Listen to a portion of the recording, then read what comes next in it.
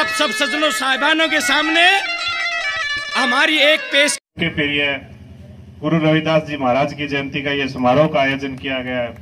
इस अवसर की मैं आप सभी को अपनी तरफ से बहुत बहुत बधाई देता हूं और आप सबका धन्यवाद भी करता हूं कि आपने इन खुशी के क्षणों में शामिल होने का मुझे मौका दिया है। आप सभी को पता है कि हमारे समाज में ऐसे अनेक महापुरुषों ने जन्म लिया था जिन्होंने सर्व समाज को साथ लेके आगे बढ़ने के शिक्षा हमें दी है। उन्हीं महापुरुषों में गुरु रविदास जी महाराज भी एक थे जिन्होंने हमें ये पाठ पढ़ाया कि हमें सब छोटों बड़ों को बराबर मान के समाज में आगे बढ़ना चाहिए। जिस तरह इनकी वाणी में लिखा है कि मैं ऐसा चाहूं जिससे प्रसन्न रहे सभी, अन्न और धन सबको मिले, प्रसन्न रहे रविदास रहे प्रसन्न। और इसी तरह इन्होंने कहा था कि मन चंगा तो कटौती में गंगा, यानी कि जब भी हम सभी का पेट भरकर सोएंगे, सभी एक बराबर रहेंगे तो ही समाज आगे बढ़ सकता है। और जिस प्रकार से आज के हम हालात देख रहे हैं कि किस तरह से भी हम बाहर भगवान को ढूंढते फिर रहे हैं और घर में अपने बूढ़े माँ बाप की तरफ बच्चों का कोई ध्यान नहीं होता। तो इसीलिए इन्होंने कहा था कि मन चंगा तो कटौती में गंगा, भी जो कुछ है वो अपने घर में ही है। चाहे हम घर में कटौती एक चुड़ू भर पानी से स्नान कर लें, वो बहुत पुण्य का काम होगा अगर हम अपने माता पिता का मान सम्मान करते हैं। हमें गुरु रविदास जी की शिक्षाओं का पालन करते हुए उस समय की जो इनके विचार थे वो आज हमें अमल में लाने चाहिए। इसी विनती के साथ मैं आप सभी को नमस्कार करता हूं, प्रणाम करता हूं। हमारा परिवार आपके बीच में नया नहीं हो सकता। मैं चौधरी मनीराम जी बकारा का पोता हूँ जो आज चिंदड़ में आपके पास आया हूँ। मेरे पास ये भाई आए, मैं चिंदड़ तो हमारा ही गाँव है, मैं जरूर आऊँगा। तो जैसे अभी मास्टर जी ने आपको बताया अम्बेडकर जी के बारे में, बाबा साहब अम्बेडकर है देश की शान, हमारे भारतीय के दिल में है विराजमान। देश के लिए किए हैं कई बड़े काम, हमारे बाबा साहेब अम्बेडकर है बहुत महान। Thank you. साहेब है हम सबके अदृश्य, उनके मूल्यों को रक्षा हेतु हम करें संघर्ष। वो है हमारे देश का सुविधा निर्माता, बाबा साहेब है हमारे परिमिता। देश की प्रगति के लिए कार्य करो, बाबा साहेब के दिखाए मार्ग पर आगे बढ़ो। तेरी इस दुनिया में मंजर क्यों है, तेरी इस दुनिया में मंजर क्यों है, कहीं जख्म तो कहीं पीठ में खंजर क्यों है। सुना है तू हर जर्रे जर्रे में रहता है, तो फिर जमीन पे कहीं मंदिर तो कहीं मस्जिद क्यों है।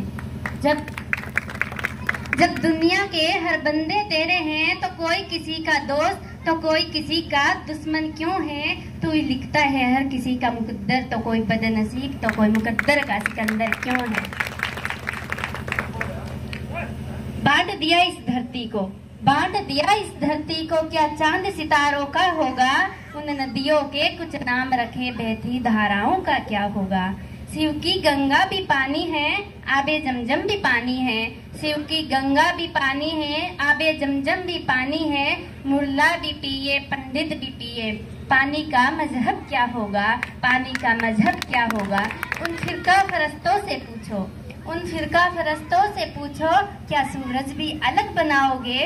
एक हवा में सांस है सबकी, क्या हवा भी नहीं चलाओगे, क्या हवा भी नहीं चलाओगे। मुट्ठी बांधे जन्म लिया है, हाथ पसारे जाना है। मुट्ठी बांधे जन्म लिया है, हाथ पसारे जाना है। इस धरा पर धरा का धरा ही रह जाना है। Thank you. जय हिंद, जय भारत। बड़ा हर्ष हुआ संत रविदास जी की जन्मोत्सव कार्यक्रम इतना हर्षोल्लास से, जिसमें हमारे छोटे बड़े बच्चे, जो बच्चे अभी अपनी अलग अलग कविताओं के माध्यम से, आज पढ़ाई का युग है, जो बच्चे लीडर होकर आगे आते हैं वही बच्चे आगे जाते हैं। आज सरकार ने हर चीजें ऑनलाइन कर दी। अगर पढ़ाई का हमें ज्ञान होगा तो आप घर बैठे हुए सभी सुविधाओं का फायदा ले सकते हो। बाहर जाने की जरूरत नहीं है, ना आपको किराया लगाना है। इसलिए मेरी आपसे अपील है कि आप बच्चों की पढ़ाई पर ध्यान दें। और बच्चे जितने शिक्षित होंगे उतना ही हमारा समाज आगे होगा। जिस समाज के बच्चे आज पढ़ाई में अव्वल है, उनके डॉक्टरी लाइन में बड़े बड़े अधिकारी, IAS, IPS सभी लाइनों में आज हमारे समाज के भी बच्चे आगे जाने लग रहे हैं। मेरी पुण्य आपसे निवेदन है कि आप समय निकालकर अपने बच्चों का पढ़ाई में ध्यान करें और बच्चे जहाँ पढ़ते हैं उनकी मीटिंग में भी समय निकालकर माँ बाप अगर जाते हैं तो हमारे बच्चे का हमें पता लगता है काबिलियत का। जो बच्चे पढ़ाई में थोड़े कमजोर हैं आप उनको ट्यूशन लगाएं और उनको पढ़ाई की तरफ ध्यान रखोगे तो हमें समाज में हर सुविधाएं अच्छी मिलेगी। तो पुनः आपसे हार्दिक अभिनंदन करता हूं। छोटे बड़े जो आज इस कार्यक्रम में, आज मुझे भी भाई ने सुबह फोन किया कि आपको आज कार्यक्रम में आना है, लेकिन मैं ड्यूटी से टाइम लेकर आपके बीच में पहुंचा हूं। पुनः सबसे मैं धन्यवाद करता हूँ। इसी तरीके से हमेशा जब भी कोई प्रोग्राम होता है तो आप अपने परिवार, अपने बच्चों के साथ हर प्रोग्राम को अटेंड करने की कोशिश करें और साथ में जो हमारा समाज बिखरा हुआ है उस समाज को जाति और भेदभाव से दूर करके समाज को इकट्ठा करें, क्योंकि हम वो लोग हैं जो एक बहुत बड़ी इतिहास रचने की हिम्मत रखते हैं। जब भी कोई ऐसा मौका मिलता है तो हमारा एक छोटा छोटा समूह हो जाता है। तो इसके लिए मेरा आप लोगों से ये भी अनुरोध है कि सबसे पहले जिन जातियों से आज हमारा विकास रुका हुआ है और हमारा विनाश होता जा रहा है, उन जातियों को हमें काफी दूर छोड़ना पड़ेगा। और हमारी जो बहनें हैं, महिलाएं हैं, जिनको आज भी देश की आजादी के बाद भी गुलाम समझा जाता है, जिनको एक दायरे के अंदर बांध के रखा जाता है, जबकि महिला जो है वो एक मतलब बहुत बड़ी जिम्मेदारी के साथ घर से लेके और देश प्रदेश तक की जिम्मेवारी उनके ऊपर होती है।